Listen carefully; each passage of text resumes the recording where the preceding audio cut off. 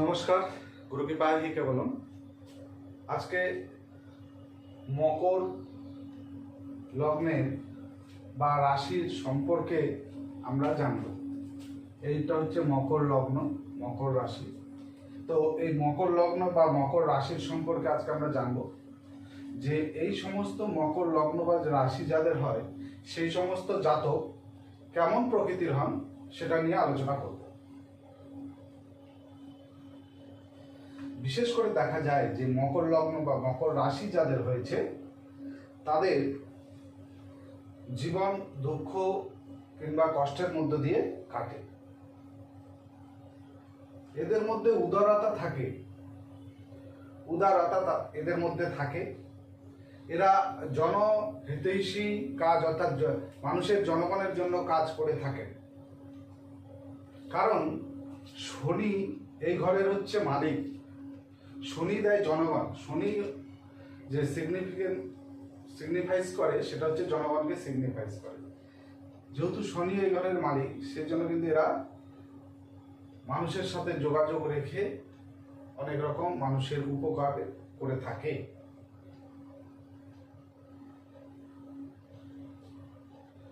এরা গোপনীয় হয়, এরা ধূর্ত হয় এবং কোনো কিছুর বিষয়ে প্রতিজ্ঞা যদি করে থাকে তাহলে এরা দৃঢ় প্রতিজ্ঞ হয় যে আমি এটা করবই।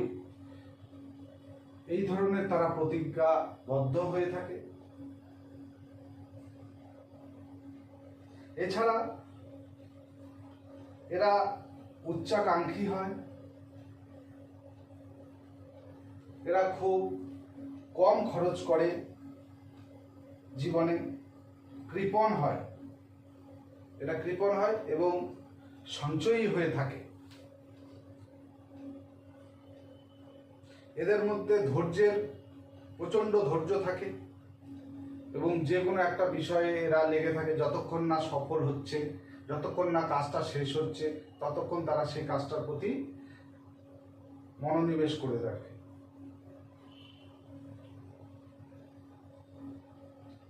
কিন্তু এদের মধ্যে কি যদি এবার এই মকর লগ্নের বা মকর রাশির জাতক জাতিকারা দেখতে কেমন হবে? যারা খুব পাতলা পুতলা চেহারা, লম্বা, শরীরে কোনো চর্বি নেই, হাড় দেখা যাচ্ছে, এই সমস্ত জাতক বা জাতিকা যারা হন তারা কিন্তু শনির জাতক হন।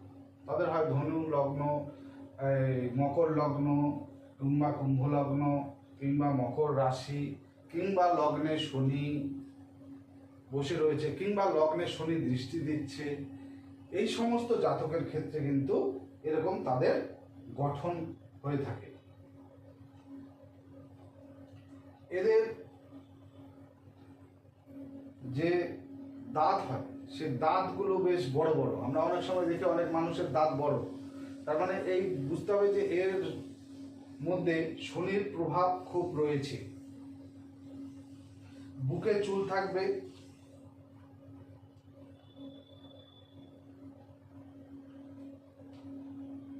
এই হচ্ছে এই বিষয়গুলো থাকবে।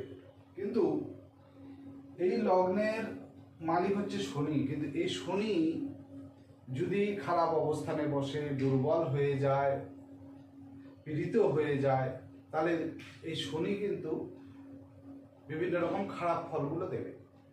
তো যে যে বিষয়গুলো বললাম, তাহলে এই বিষয়গুলোর দিক থেকে কিন্তু সে খারাপ ফল দেবে। এবার শনি যদি পীড়িত হয়ে যায় তাহলে বিবাহিত জীবনে সমস্যা আসে। বিবাহিত জীবনে কেন সমস্যা আসে? কারণ শনি এই তুলা রাশিতে উচ্চস্থ হয়। তুলা রাশিটা হচ্ছে কালপুরুষের সপ্তম ভাব। কালপুরুষের সপ্তম ভাব তুলা রাশি, সপ্তম মানে বিবাহ। তাহলে শনি তুলা রাশিতে যেহেতু উচ্চস্থ হয়, তাহলে শনির একটা বিবাহের ক্ষেত্রে ভূমিকা রয়েছে। তাহলে শনি যদি পীড়িত হয়ে যায় তাহলে কিন্তু বিবাহিত জীবন খারাপ হয়ে যাবে। আর কি হতে পারে? শনি যদি পীড়িত হয়ে যায়, এদেরকে প্রচুর পরিশ্রম করতে হবে, প্রচুর পরিশ্রম, কারণ শনি হচ্ছে পরিশ্রমের গ্রহ। তো শনি পীড়িত হয়ে গেলে, শনি ভালো হলে কম পরিশ্রম করতে হবে, শনি পীড়িত হলে বেশি পরিশ্রম করতে হবে।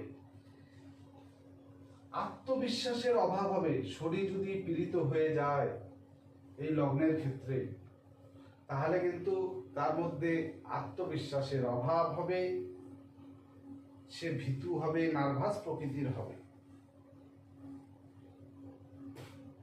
এবং এই সমস্ত জাতক বা জাতিকা যারা থাকে শনি পীড়িত হলে, তারা জীবের প্রতি কন্ট্রোল রাখতে পারে না, অর্থাৎ মানুষকে অনৈতিক কথাবার্তা বলে দেয় এবং খাবারের ক্ষেত্রে অখাদ্য বা কুখাদ্য এরা খেয়ে থাকে। তো এই হচ্ছে মকর লগ্নের জাতক জাতিকাদের সম্পর্কে বললাম। আজকে এই পর্যন্ত। সকলে ভালো থাকবেন, সুস্থ থাকবেন।